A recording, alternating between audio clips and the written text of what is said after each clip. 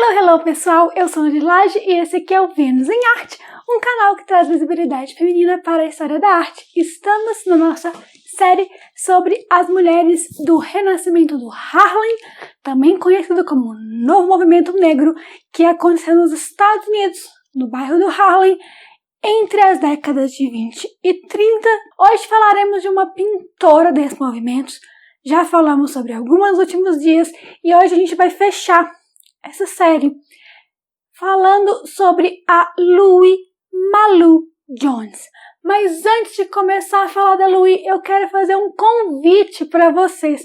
Amanhã, às 16 horas, eu vou estar lá no Instagram do Vênus em Arte, junto com as meninas do coletivo feminista Filhas da Luta.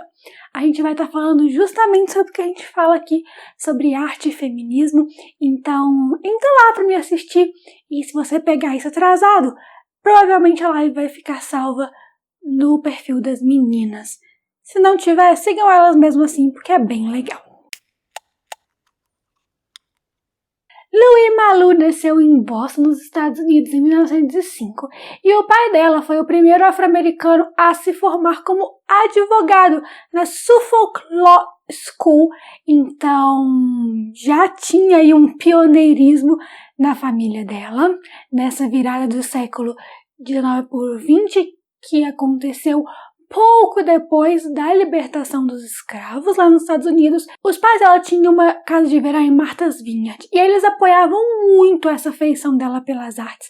Lá em Martha's Vineyard também tinham vários artistas e pessoas que eram relacionadas a artes. Então ela tinha influência, ela tinha incentivo, era bem legal porque ela tinha todo esse entorno dela que contribuía para ela conseguir entrar nas artes. E uma coisa muito característica da Louise é que, além de educadora, a gente vai ver mais pra frente, ela foi estudante a vida inteira.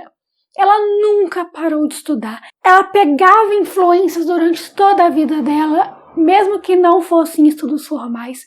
A gente vai ver alguns dos lugares onde ela estudou aqui, mas não vai dar nem para citar todos, porque é uma trajetória super ampla, super forte, super diversa. Aos 23 anos ela já era formada em design na escola do Museu de Belas Artes de Boston. Fazia cursos noturnos também na escola normal, escola de arte e design e Universidade de Howard, onde ela lecionou e ficou a vida praticamente inteira. Ela lecionou em Howard até 1977, onde ela já tinha mais de 70 anos. Inclusive, ela foi professora da Elizabeth Catlett, da qual nós falamos ontem aqui no Vênus em Arte, que era escultora, pintora e multi-artista. Então, uma chegou a ensinar para a outra aí nesse momento em que as duas estavam inseridas no mesmo cenário artístico como mulheres negras. Ela também foi responsável pelo setor de arte de uma escola normal na Carolina do Norte, que era específico para negros, porque nos Estados Unidos isso era e ainda é um pouco forte, essa segregação explícita. E o estilo da Louis, ela mudou muito com o tempo, por causa dessa busca dela variada de influências. Começou a dar aula desde que se formou, continuou até o fim da vida, mas não era aquela coisa fechada. Ela dava aula desse material e ficou nisso aqui, nesse lugar para sempre, mesmo tendo ficado no mesmo emprego há muito tempo. Ela mudava muito, ela descobria novas técnicas, novos materiais e se reinventava como artista e como educadora. E graças a esse papel de mentora, ela acabava tendo muitos alunos negros.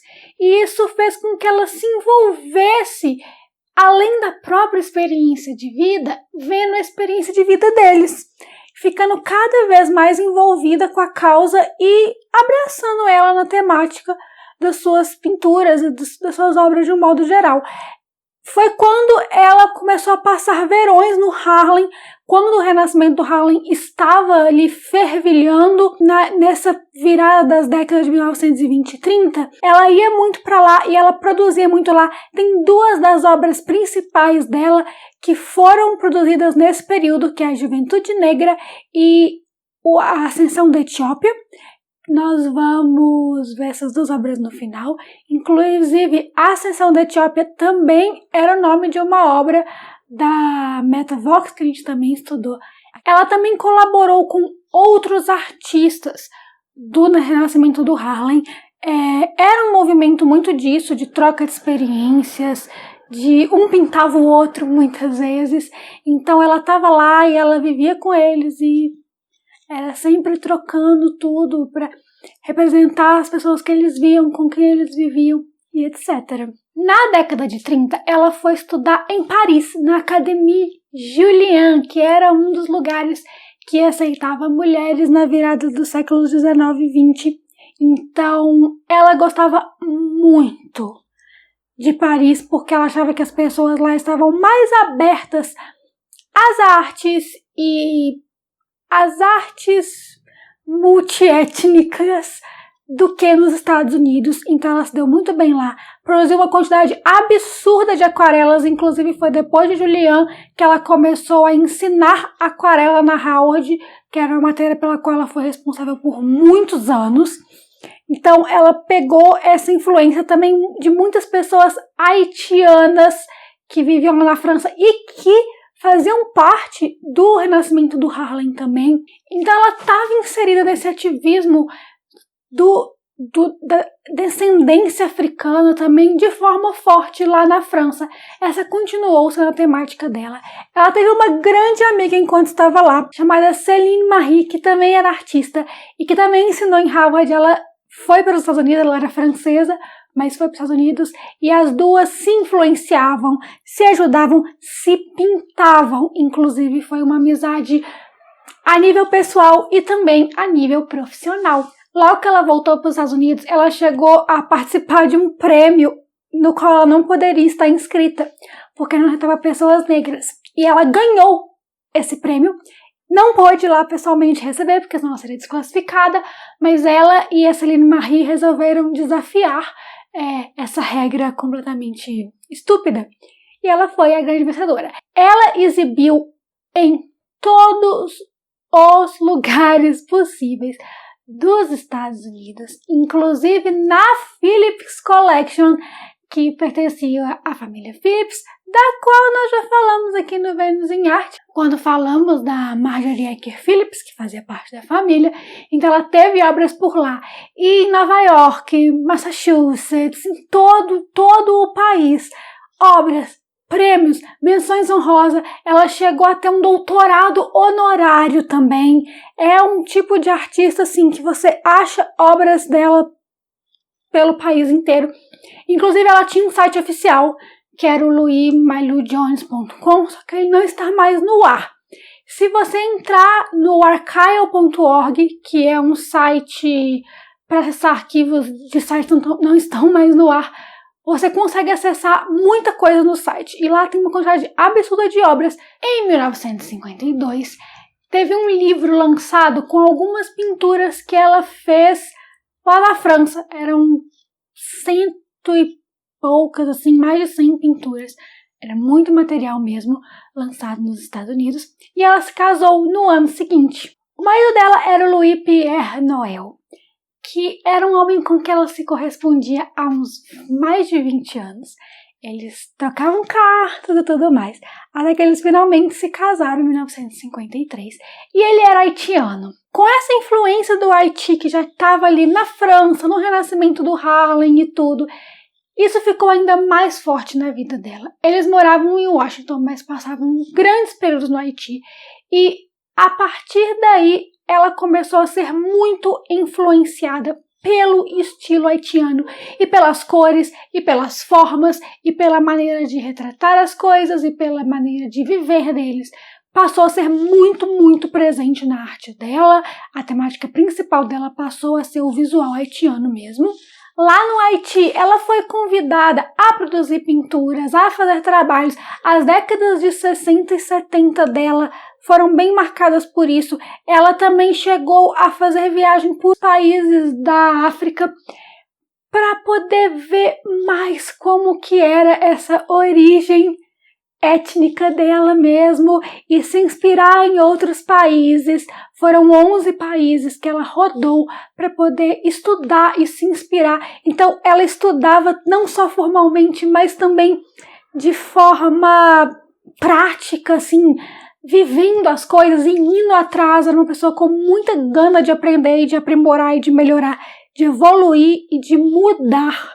Voltando para os Estados Unidos, a vida dela foi muito marcada por continuar fazendo o trabalho que ela fazia já, que era incentivar a arte preta americana, os artistas que estavam nascendo, que estavam surgindo, com essa ideia de valorizar os seus traços, as suas cores, o seu modo de viver, a sua cultura, não ver isso como inferior, que era o grande tema do renascimento do Harlem. Eles não é um movimento muito de técnica, é um movimento mais de temática mesmo.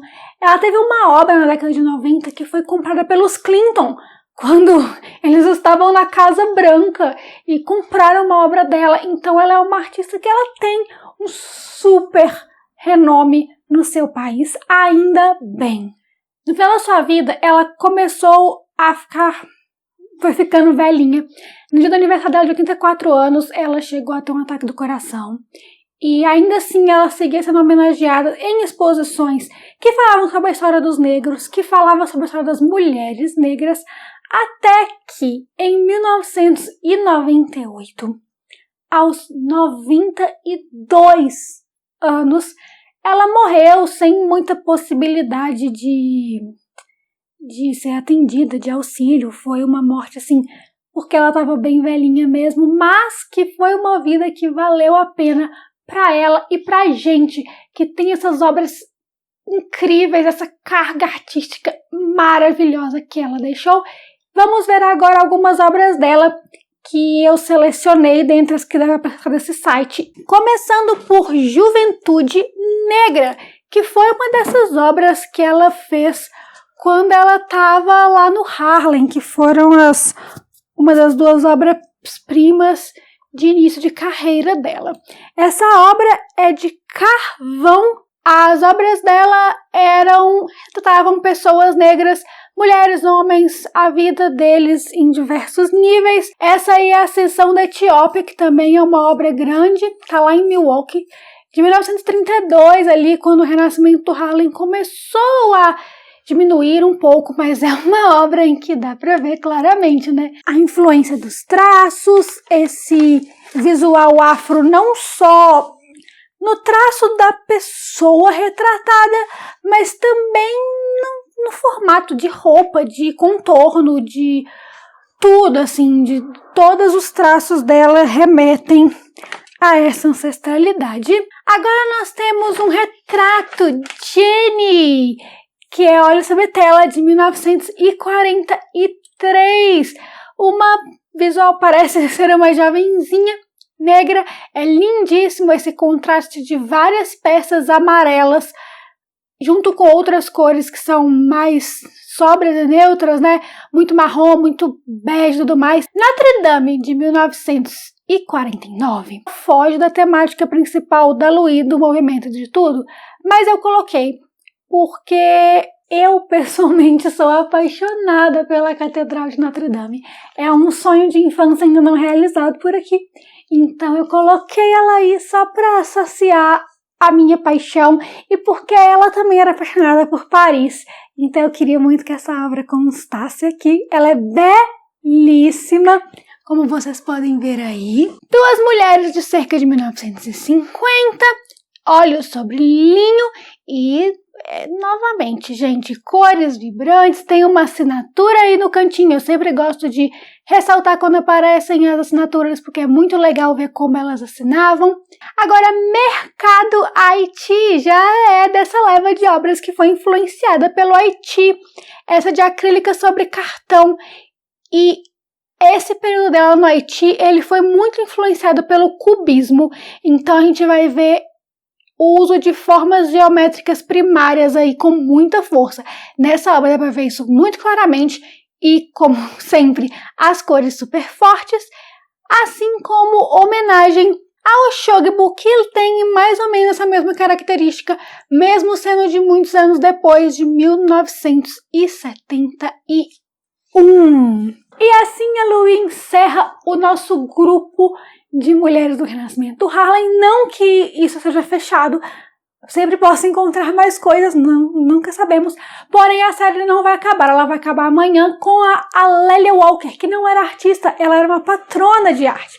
Mas ainda assim era uma mulher que estava relacionada às artes, apoiando os artistas afro-americanos.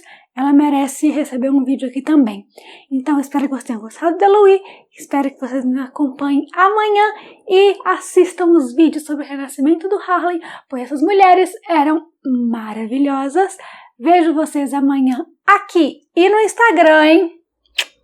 Bye, bye!